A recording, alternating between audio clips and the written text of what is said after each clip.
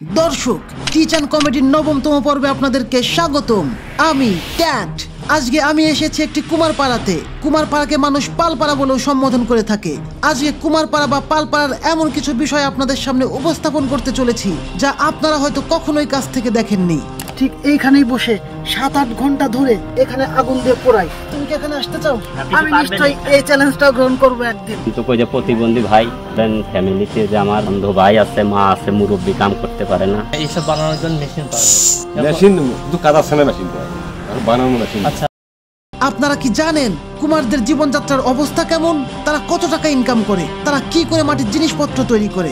এ যুগে এসেও কুমারেরা মাটির জিনিসপত্র তৈরি করে কি করে জীবন সংগ্রামে টিকে আছে।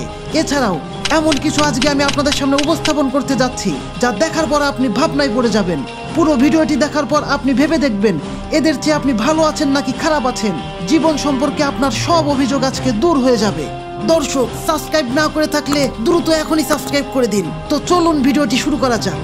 এই কুমারপাড়াতে প্রায় সব পরিবারই মাটির চার তৈরি করে তাদের সংসারের খরচ জোগাড় করে। শুরুতে আমি আপনাদেরকে দেখাবো আমি যে কুমারপাড়াতে এসেছি এখানে তারা কি করে মাটির চার তৈরি করে।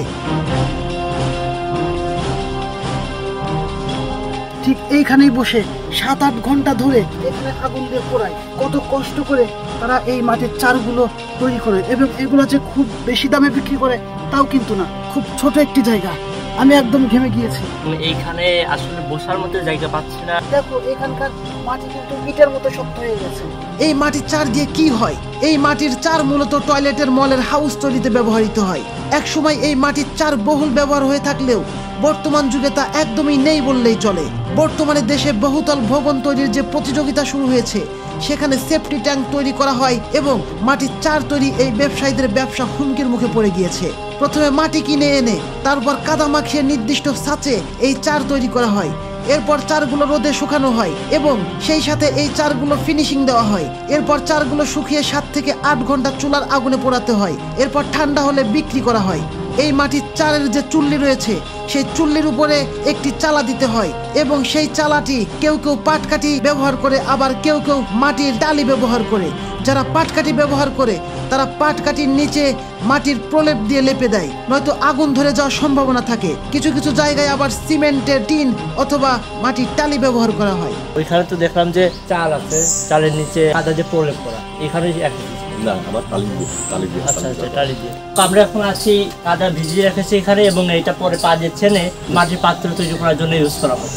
বেশিরভাগ কুমারেরা দারিদ্র সীমার নিচে বসবাস করে। তাদের বসবাসের ঘর বাড়ির অবস্থা খুবই করুণ। এই অল্প আয়ে তাদের সংসার চালাতে হয়। তাদের অন্ধ ভাইয়ের চিকিৎসা এবং সন্তানের লেখাপড়া করার খরচ সবকিছু চলে। দেন ফ্যামিলিতে যে আমার অন্ধ ভাই আছে, মা আছে, মুরব্বি কাম করতে পারে না। এক ছেলে এক মেয়ে। ছেলের হলে গলায় টিউমার আছে, এ অপারেশন করে আনিয়ে তো অনেক টাকা পড়ে। একজন কুমারকে প্রশ্ন করা হয়েছিল কেউ যদি আপনাকে কিছু উপহার দিতে চায় তাহলে কি আপনি নেবেন? তিনি বলেছিলেন আমাকে যদি একটা সরকারি ঘরের ব্যবস্থা করে দিতেন তাহলে আমার খুব উপকার হতো। তাদের ঘর দেখলাম, তাদের ঘর একদমই বসবাসের অনুপযুক্ত। তাদের ঘরে কোনো জানালা নেই, দরজাটিও ঠিক মতো নেই এবং টিনের যা চালা ব্যবহার করা হয়েছে তা থেকে বৃষ্টির পানি পড়ে এবং একটুখানি বাতাস হলেই মনে হয় এই টিনের চাল উড়িয়ে নিয়ে যাবে। তাদের এই অবস্থা দেখে এবং তাদের কথাগুলো শুনে আমাদের চোখ ভিজে আসছিল। এখানে রোদে এই চারগুলো শুকানোর কাজ চলছে এবং সেই সাথে চলছে ফিনিশিং এর কাজ। একজন মহিলা প্রচন্ড রোদের মধ্যেও দক্ষ হাতে এই কাজগুলো করছেন এবং আরেকজন মহিলা পুরুষের পাশাপাশি শুকনো চারগুলোকে চুলায় নিয়ে গিয়ে সাজিয়ে রাখছেন পোড়ানোর জন্য।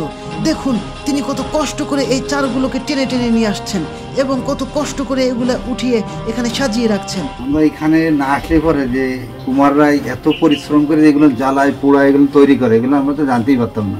এখানে ছোট বড় 2 ধরনের সাইজের চার রয়েছে এবং এই চারগুলো একটির মধ্যে আরেকটি দিয়ে সাজানো হয়েছে যাতে একই আগুনে অনেক চার পোড়ানো যায় এবং পরিশ্রমটা কমে আসে। জনগণের সেবকদেরকে অনুরোধ করব এ ধরনের মানুষদের পাশে এগিয়ে আসার জন্য। আজকের এই ভিডিওতে আমি সম্পূর্ণ ব্যতিক্রমে একটি বিষয় তুলে ধরার চেষ্টা করলাম। আশা করি আজকের এই ভিডিওটি আপনাদের ভালো লেগেছে। এদের চেয়ে আপনি নিশ্চয়ই ভালো আছেন এবং এই ভিডিও দেখার পর আপনার জীবন সম্পর্কে সব অভিযোগ নিশ্চয়ই আজকে দূর হয়ে যাবে। দেখা হবে নতুন কোনো ভিডিও নিয়ে। সে পর্যন্ত ভালো থাকবেন, আমাদের জন্য দোয়া রাখবেন এবং টিচ অ্যান্ড কমিটির সঙ্গেই থাকবেন। অবশ্যই এই ভিডিওটি শেয়ার করে আরো মানুষদেরকে দেখার সুযোগ করে দেওয়ার অনুরোধ করে যাচ্ছি।